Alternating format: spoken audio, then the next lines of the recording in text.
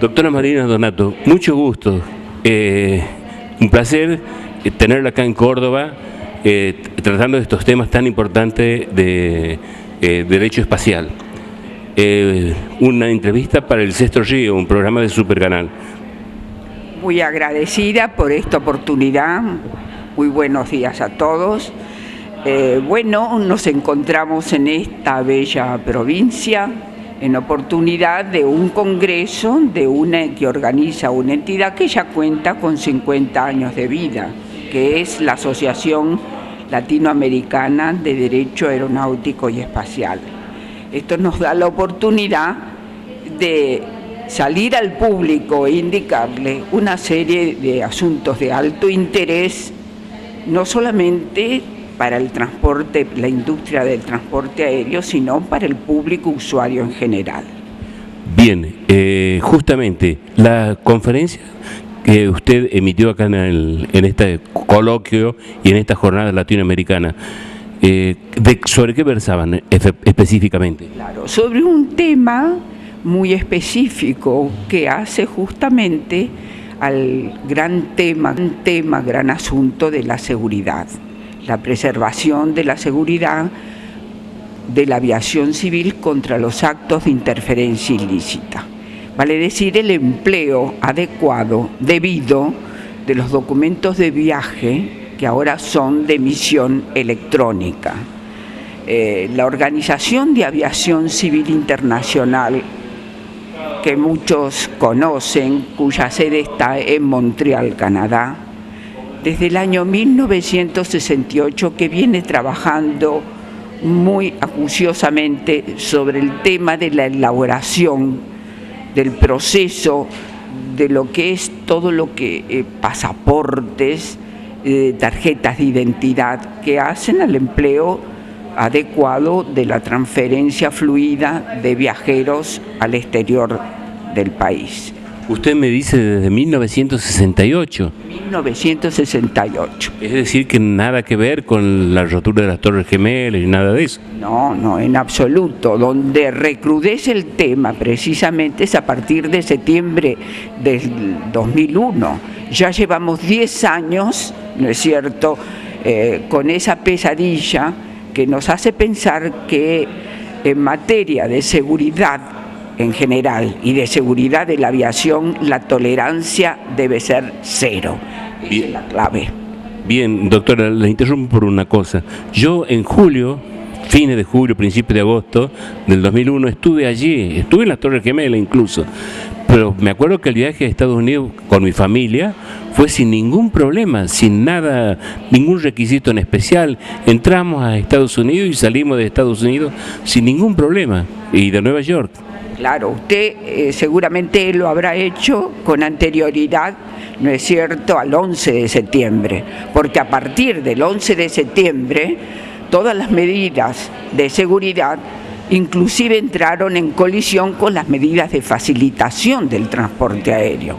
Eso lleva a que hasta en la actualidad, ¿no es cierto?, no se permita, por ejemplo, el transporte de ciertos elementos que son esenciales para el cuidado y la atención, el confort de un pasajero, como puede ser el perfume, los cosméticos que usamos las mujeres, sino en pequeñas dosis, porque se llegó a comprobar que con el empleo de geles, de líquidos a bordo, en combinación con otros vectores, otros factores explosivos, puede fabricarse una bomba a bordo.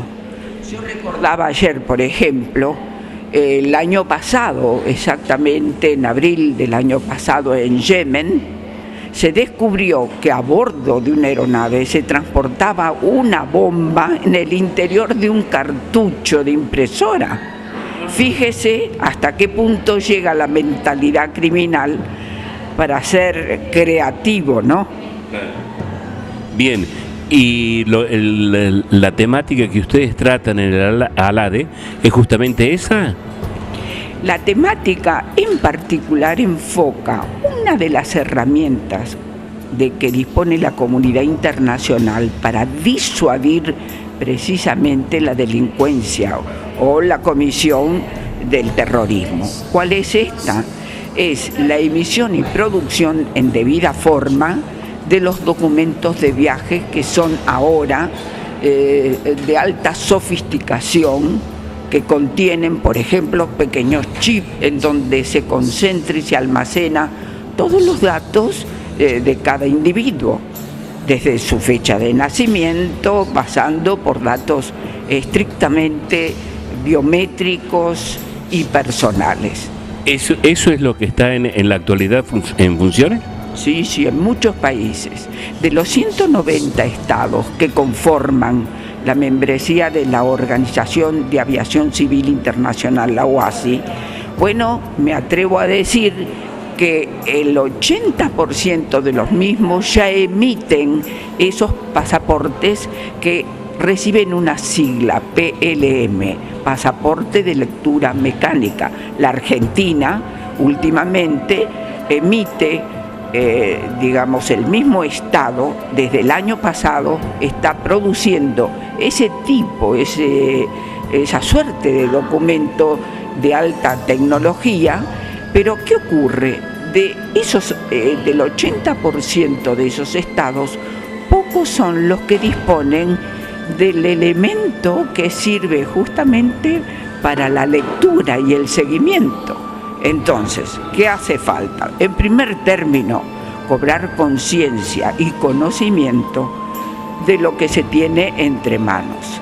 Cobrar conciencia de que la mejor arma de que dispone el delincuente que tiene la intención de una comisión de terrorismo es el documento, el pasaporte, obtenido ilegalmente a través del robo o haciendo, ¿no es cierto?, uso de lo que es lamentable en el mundo y que es el mercado negro. Un documento argentino se cotiza en el mundo a razón de $10.000, por ejemplo. Hay determinados documentos que tienen una alta cotización porque pertenecen a países que todavía no están dentro del carril de alta vulnerabilidad. Eso es lo cierto. Bien, con esta forma que usted dice de que están estudiando desde 1968, ¿usted cree que se va a facilitar el trámite para conseguir el pasaporte para poder viajar a esos países que ya tienen el sistema de lectura de esos pasaportes? Sí, naturalmente. Dentro de la región de América Latina, muchos son los países que ya cuentan con ese sistema, lo que hay que complementar con un alto entrenamiento. ¿Por qué digo esto? Porque el documento puede ser legítimo. El pasaporte ordinario puede ser de procedencia legítima, pero como le decía, indebidamente su uso en determinadas circunstancias hace de que existan impostores. Y en el caso de los impostores, el personal que controla en migraciones tiene que estar altamente capacitado para hacer el confronte de lo que está presentando como documento y de quién es el presunto titular de ese documento. Ya hay unas técnicas de capacitación, de entrenamiento, que hace mucho más accesible y fácil la detección. Yo les contaba ayer una anécdota, lamentable, pero es una anécdota ocurrida a bordo de Air Canada, la línea aérea canadiense, en donde el personal está bien entrenado, el personal de cabina. Ingresa un viejito con casi la imposibilidad de movilidad.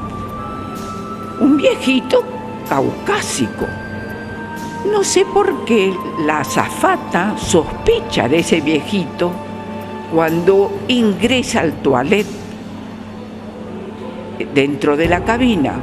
Después de unos 5 o 6 minutos de haber ingresado un viejito caucásico que se encuentra con un joven oriental que nada que ver, ninguna relación con lo que había ingresado anteriormente. ¿Por qué? Por el uso de máscaras. Como yo les decía ayer al auditorio, No solamente las máscaras se utilizan en carnaval, hay una alta sofisticación de preparación de esas máscaras que están empleadas dentro de lo que se llama la masa delincuencial.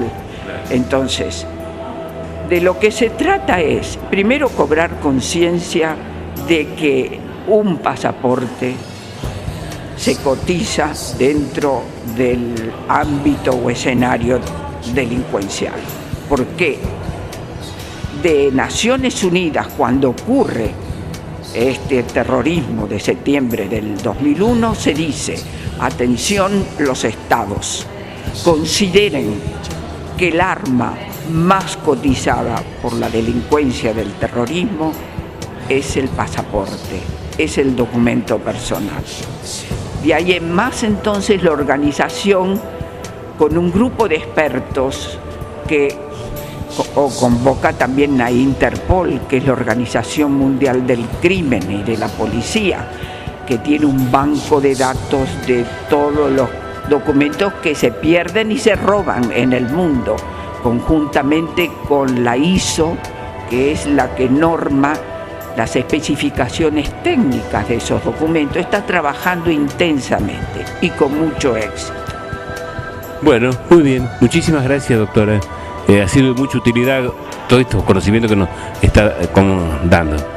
La agradecida soy yo y bueno, una vez más, la advertencia de lo que tratamos. Gracias.